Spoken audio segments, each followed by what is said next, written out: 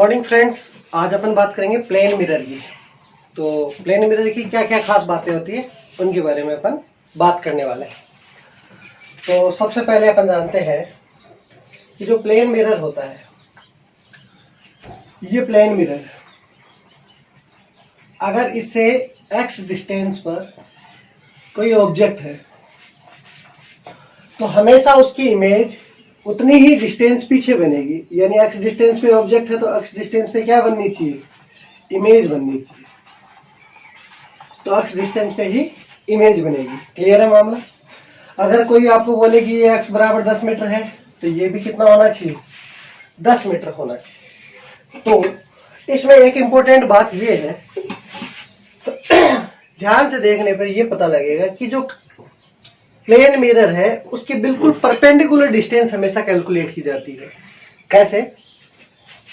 जैसे मान लो क्वेश्चन ये बोले कि ये कोई मिरर है जो इंक्लाइंड है, ठीक है, और ये कोई ऑब्जेक्ट है इसके सामने ऐसा। जैसे मान लो ये ए बी ऑब्जेक्ट है। अब इसकी इमेज अपने को देखनी है तो इससे परपेंडिकुलर जो डिस्टेंस ये वाली है उतनी ही डिस्टेंस पीछे यहाँ पे बी बनेगा।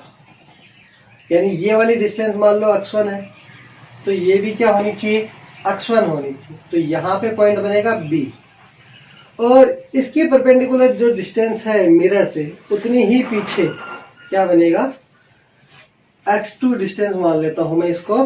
तो ये x2 डिस्टेंस पे पॉइंट बनेगा A। तो अपनी इसकी इमेज ऐसे मिल जाएगी।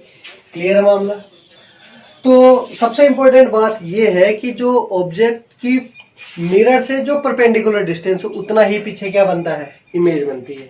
एक एग्जांपल और देख लेते हैं अपन। जैसे मान लो कि ये कोई प्लेन मिरर है और इसके सामने ऑब्जेक्ट ऐसे पड़ा है ए बी। तो ये वाली जो परपेंडिकुलर डिस्टेंस है ये मैं मान लेता हूं x1 है, और ये वाली डिस्टेंस मैं मान लेता हूं x2 है। तो ये वाला पॉइंट x1 डिस्टेंस पे ही बनेगा और ये वाला x2 पे ही बनेगा। यानी जो इमेज अपने को मिलेगी वो ऐसी मिलेगी। क्लियर है। तो इसको बिल्कुल ध्यान रखना आपको। तो पहला पॉइंट तो अपना हो गया कि जितनी दूर ऑब्जेक्ट होता है उतनी ही पीछे क्या बनती है, इमेज बनती है। क्लियर है मामला। तो पहला पॉइंट कंप्लीट होने के बाद अब अपन दूसरे पॉइंट की बात करते हैं, वेलोसिटी की। तो वेलोसिटी की बात करते हैं तो ध्यान से देखना कि क्या वेलोसिटी होती है प्लेन मिरर के लिए। खूब सारे क्वेश्चन भी करने वाले हैं। मान लो कि एक प्लेन मिरर है और यहां पे ऑब्जेक्ट है। अगर ऑब्जेक्ट v वेलोसिटी के साथ मिरर के सामने मूव करता है तो जो इमेज होती है, अपने को पता है कि जितनी डिस्टेंस पे ऑब्जेक्ट था, मान लो x डिस्टेंस पे ऑब्जेक्ट था तो x डिस्टेंस पे क्या होनी चाहिए, इमेज बननी चाहिए। क्लियर है। ये है इमेज। अब इसकी वेलोसिटी क्या होनी चाहिए, इसके लिए अगर मान लो मैं यहां मान लूं कि कोई चींटा बैठा है। चींटा समझते हो, मकोड़ा, ठीक है। मान लो कि ये चींटा है। इस चींटे से पूछे कि इन दोनों का रिलेशन क्या है वेलोसिटी का, तो चींटा इधर भी देख सकता है और इधर भी देख सकता है। तो चींटा मतलब मकोड़ा। तो इससे पूछे तो ये बोल सकता है कि velocity of object with respect to मकोड़ा बराबर है velocity of image with respect to मकोड़ा। या मैं इसको मिरर बोल सकता हूं, लेकिन दोनों की डायरेक्शन एक दूसरे की क्या है, अपोजिट। इसलिए यहां क्या लगा सकते हैं, माइनस का साइन लगा सकते हैं। क्या रिलेटिव वेलोसिटी के अंदर मैं इसको ऐसे लिख सकता हूं, vo माइनस vm बराबर माइनस, इसको लिख सकता हूं मैं vi माइनस vm। तो क्या मेरे को vi निकालनी है तो मैं यहां से ऐसे लिख सकता हूं कि vi बराबर, तो vm 2vm हो जाएगा। तो 2vm माइनस vo। तो ये अपना फाइनल फॉर्मूला आ गया वेलोसिटी ऑफ इमेज कैलकुलेट करने का। तो velocity of image I 2vm minus vo। Clear? ये फॉर्मूला बड़ा इंपॉर्टेंट है, इसे 3-4 क्वेश्चन करते हैं। पहला क्वेश्चन, इसे कई बार क्वेश्चन पूछे गए हैं, तो जैसे जैसे क्वेश्चन पूछे गए अपन हायर लेवल तक चलते जाते हैं, तो देखते जाना। मान लो कि ये कोई प्लेन मिरर है और ये ऑब्जेक्ट है। ये ऑब्जेक्ट चल रहा है 5 मीटर पर सेकंड की स्पीड से और मिरर चल रहा है 2 मीटर पर सेकंड की स्पीड से। ठीक है? और क्वेश्चन है find out the velocity of image. तो फॉर्मूला ये है अपना, तो vi इक्वल्स टू क्या होना चाहिए, 2vm। vm क्या है, वेलोसिटी ऑफ मिरर। तो वेलोसिटी ऑफ मिरर कितनी है, 2।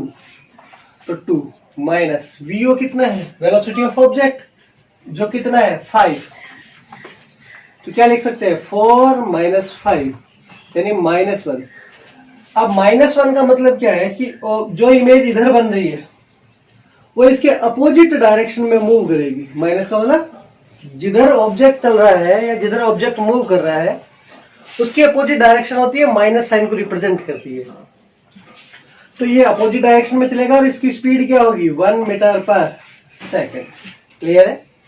तो ऐसे ही दूसरे क्वेश्चन करते हैं। नेक्स्ट क्वेश्चन,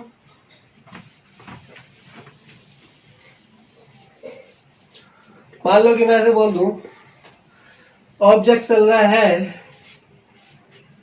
10 मीटर पर सेकंड की स्पीड से और मिरर चल रहा है 5 मीटर पर सेकंड की स्पीड से। Find out the velocity of image. तो वेलोसिटी ऑफ इमेज फाइंड करनी है, तो क्या लिख सकते हैं, vi equals to 2vm। vm क्या है, वेलोसिटी ऑफ मिरर। लेकिन velocity of mirror opposite direction में है, किसके, जो ऑब्जेक्ट मूव कर रहा है उसके अपोजिट डायरेक्शन में मूव कर रहा है।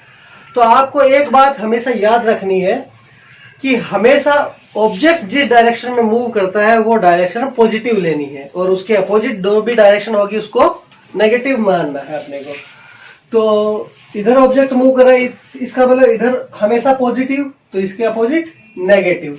तो क्या लिखना चाहिए अपने को, 5 या -5, तो -5, फिर माइनस साइन, vo कितना लिखो, 10। तो ये हो गया -10 -10, तो -20 हो गया। तो -20 मीटर पर सेकंड। -20 का मतलब ऑब्जेक्ट जिधर मूव कर रहा है उसके अपोजिट डायरेक्शन में। तो ऑब्जेक्ट इधर मूव कर रहा है तो इसके अपोजिट डायरेक्शन ये हुई और इसकी स्पीड हुई 20 मीटर पर सेकंड। क्या ऐसे कितने भी क्वेश्चन सोल्व किए जा सकते हैं, इनको और डिफिकल्ट बनाया जा सकता है। अगर मान लो अपन इस क्वेश्चन को ऐसे माने कि इस बार ऑब्जेक्ट इधर मूव कर रहा है 5 मीटर पर सेकंड की स्पीड से और ये इधर मूव कर रहा है 10 मीटर पर सेकंड की स्पीड से। तो जिधर ऑब्जेक्ट मूव करता है उधर की डायरेक्शन हमेशा क्या ली जाती है, पॉजिटिव। तो ऑब्जेक्ट इधर मूव कर रहा है तो इधर पॉजिटिव और इधर नेगेटिव। तो क्या लिखना चाहिए, 2vm कितना, -10 लेना चाहिए। ठीक है? फिर माइनस vo कितना, 5। तो ये कितना हो गया, -20 -5 यानी -25 हो गया। तो -25 का मतलब माइनस डायरेक्शन इस साइड में होगी क्योंकि ऑब्जेक्ट के अपोजिट, और स्पीड होगी 25 मीटर पर सेकंड। क्लियर मामला? अब थोड़े डिफिकल्ट क्वेश्चन की तरफ चलते हैं अपन और धीरे धीरे क्वेश्चन को थोड़ा डिफिकल्ट बनाते हैं। लेकिन उससे पहले एक कॉन्सेप्ट और क्लियर कर देता हूं ताकि कभी भी कोई भी कैसे भी क्वेश्चन हो कोई प्रॉब्लम नहीं आएगी अपने पास। एक चीज और देख लेते हैं।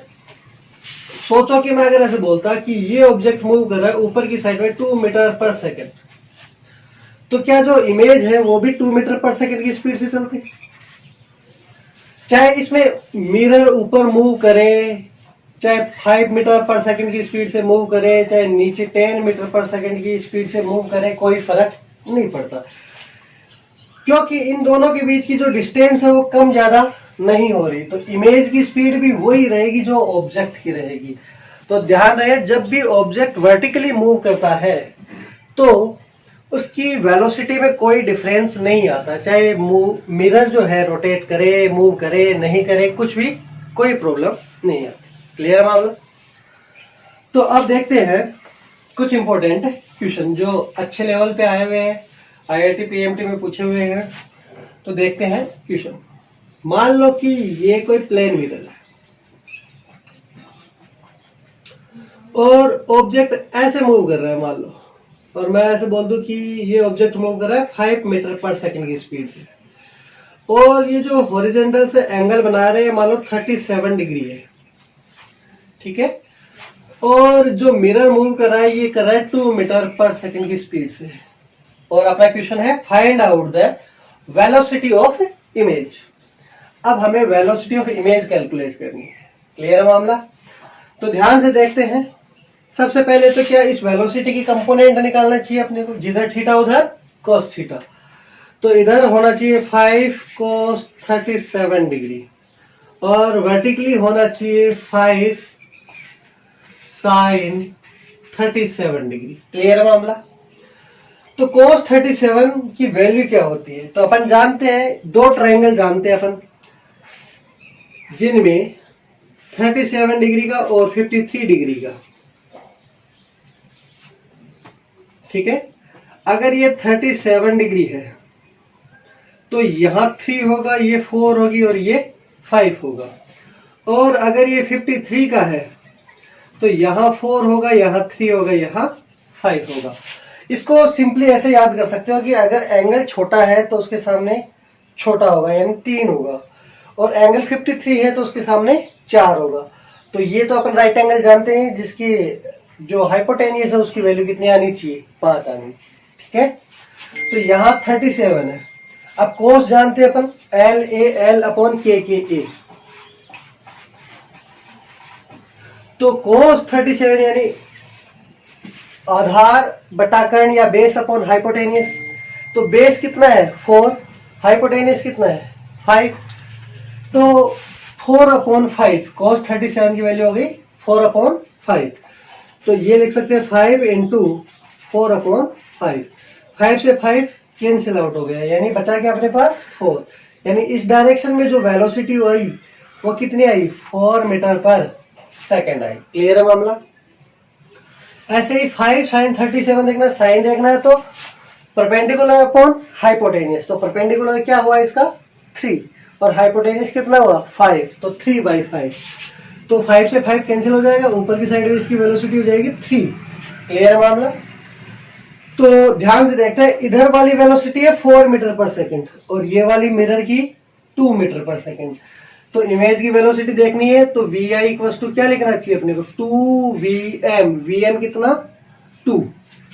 तो जिधर ऑब्जेक्ट चलता है उसकी डायरेक्शन पॉजिटिव लेते हैं, तो ये डायरेक्शन पॉजिटिव होगी, तो 2 into 2 minus velocity of object कितना है? 4। तो ये क्या लिख दिया? 4।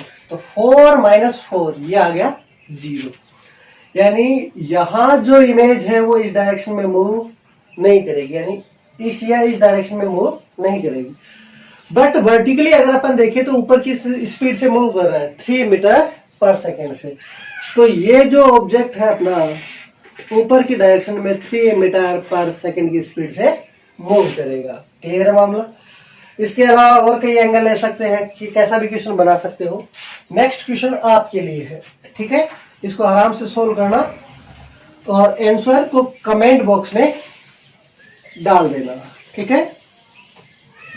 नेक्स्ट क्वेश्चन आपके लिए है, अगर मान लो ऑब्जेक्ट 60 डिग्री एंगल पर हॉरिजॉन्टल के साथ मूव कर रहा है 10 मीटर पर सेकंड की स्पीड से, ठीक है।